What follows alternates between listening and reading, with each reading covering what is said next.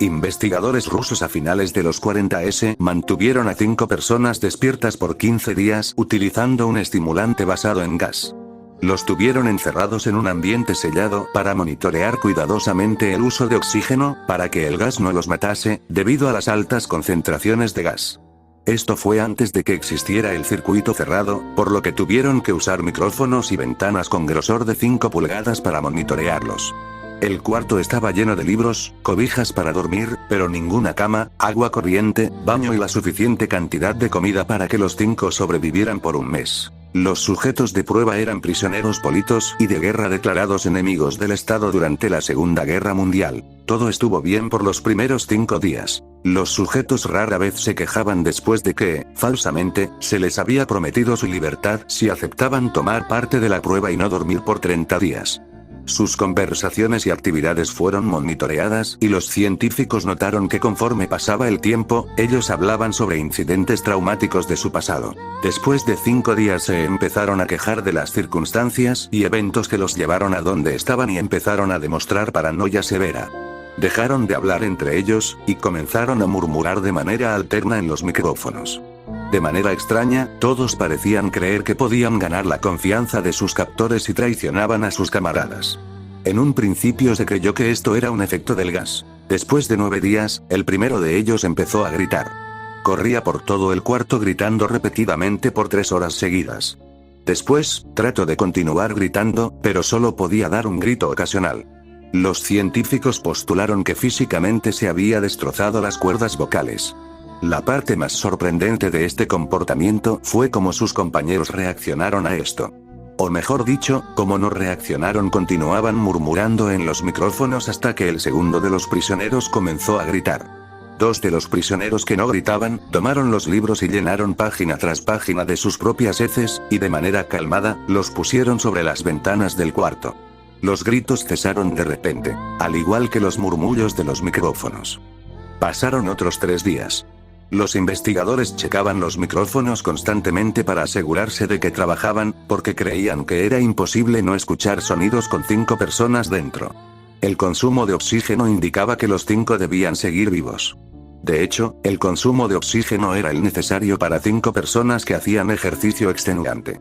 En la mañana del 14º día, los investigadores hicieron algo que no debían hacer, para llamar la atención de los prisioneros. Utilizaron el intercom dentro del cuarto, esperando provocar respuestas de los prisioneros, pues temían que estuviesen muertos, o en estado vegetal. Anunciaron: abriremos el cuarto para probar los micrófonos. Aléjense de las puertas y acuéstense con las manos atrás en el piso o se les disparará. Se le otorgará la libertad a uno de ustedes si obedecen. Para su sorpresa, escucharon solo una frase, con voz calmada: no queremos ser liberados. Hubo gran debate entre los investigadores y fuerzas militares que financiaban el proyecto. Sin poder provocar más respuestas utilizando el intercom, finalmente se decidió abrir el cuarto a la medianoche del día número 15. Se limpió el gas del cuarto, y se llenó de aire fresco. Inmediatamente, voces de los micrófonos empezaron a objetar. 3 voces diferentes rogaban por la vida de sus seres queridos, que encendieran el gas nuevamente. Se abrió el cuarto para sacar a los prisioneros. Gritaron más fuerte que nunca, al igual que los soldados, cuando vieron lo que había dentro. 4 de los sujetos seguían vivos. Las raciones de los pasados 5 días no habían sido tocadas. Había pedazos de carne de las costillas y pantorrillas del sujeto muerto colocados dentro del drenaje del centro del cuarto, bloqueándolo, permitiendo que 4 pulgadas de agua se acumulara en el piso. Los 4 sobrevivientes también tenían pedazos de piel y carne arrancada de sus cuerpos.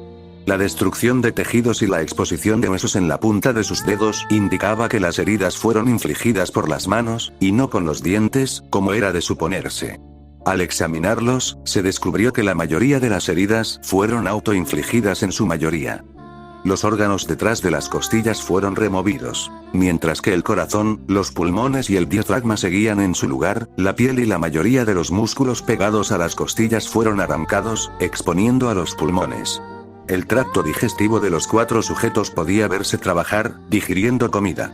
Rápidamente se hizo aparente estaban digiriendo su propia carne, y que ellos la arrancaron y se la comieron en el transcurso de los días. La mayoría de los soldados eran fuerzas especiales rusas en las instalaciones, pero aún así, muchos se negaron a regresar al cuarto para sacar a los prisioneros.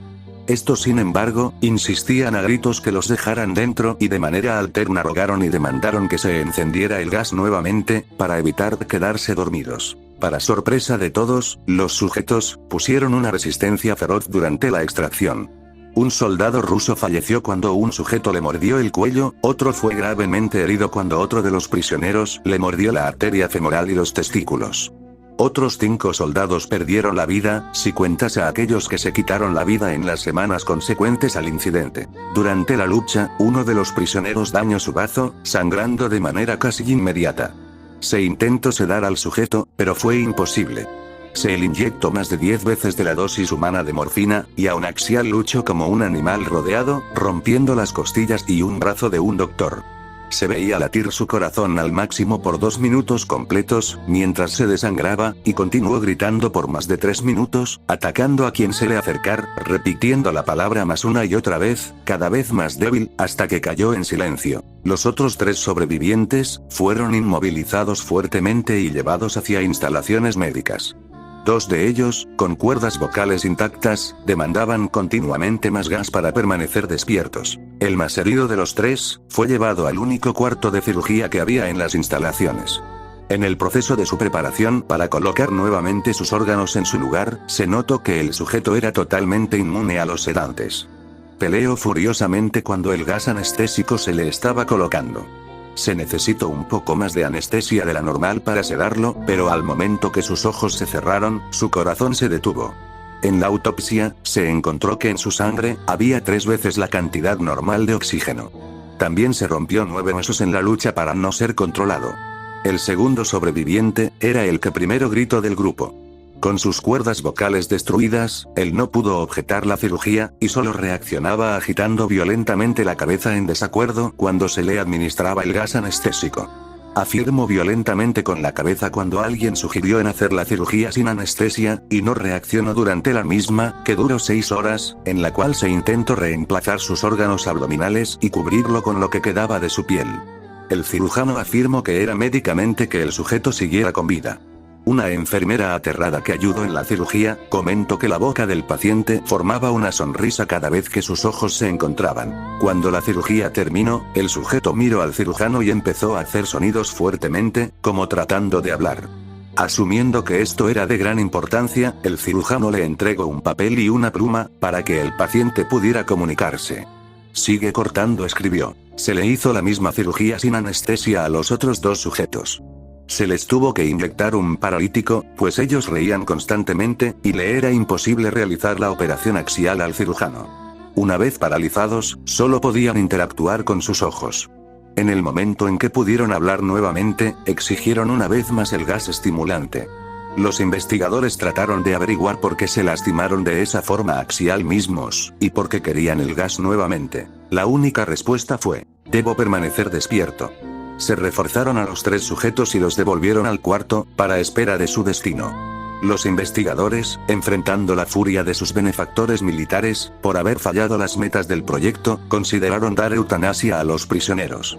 El comandante, un ex KGB, vio potencial en el proyecto, y en su lugar decidió ver qué pasaría si ponían el gas nuevamente. Los científicos se negaron rotundamente, pero al final, tuvieron que aceptar. En preparación para ser sellados nuevamente en el cuarto, los prisioneros fueron conectados a un monitor EEG. Para sorpresa de todos, los 3 dejaron de pelear en el momento que se dieron cuenta que los regresarían al gas. En este momento, era obvio que los 3 estaban haciendo un gran esfuerzo por mantenerse despiertos. Uno de los prisioneros estaba murmurando una canción. El sujeto mudo peleaba con sus ataduras de piel, como si tratara de enfocarse con algo. El último sujeto mantenía su cabeza en la almohada y parpadeaba rápidamente. Siendo este el primero al que se le puso el EEG, la mayoría de los investigadores monitoreaban sus ondas cerebrales con sorpresa. Eran normales la mayor parte del tiempo, algunas veces aparecía una línea recta de manera inexplicable. Parecía que repetidamente sufrían de muerte cerebral. Mientras analizaban los datos, una enfermera notó que los ojos del sujeto se cerraron.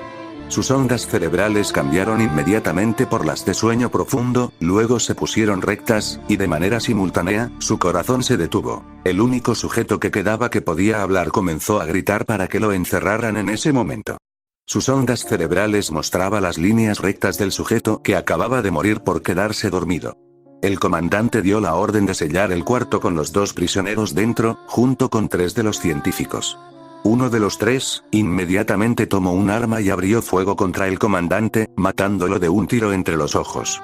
Después apuntó al prisionero mudo, y le voló el cerebro. Apuntó al prisionero que quedaba vivo, mientras que los demás investigadores escaparon del cuarto. No me encerrarán con estas cosas. No contigo. Le gritaba al prisionero que estaba atado al camastro. ¿Qué eres? Demandó. Necesito saber. El prisionero sonrió. ¿Tan fácilmente te has olvidado de mí?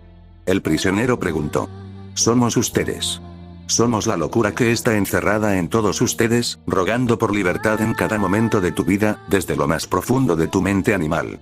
Somos aquello de lo que te escondes en tu cama todas las noches. Somos lo que duermes y silencias y paralizas cuando te vas a tu cielo nocturno, donde no te podemos alcanzar. El investigador hizo una pausa.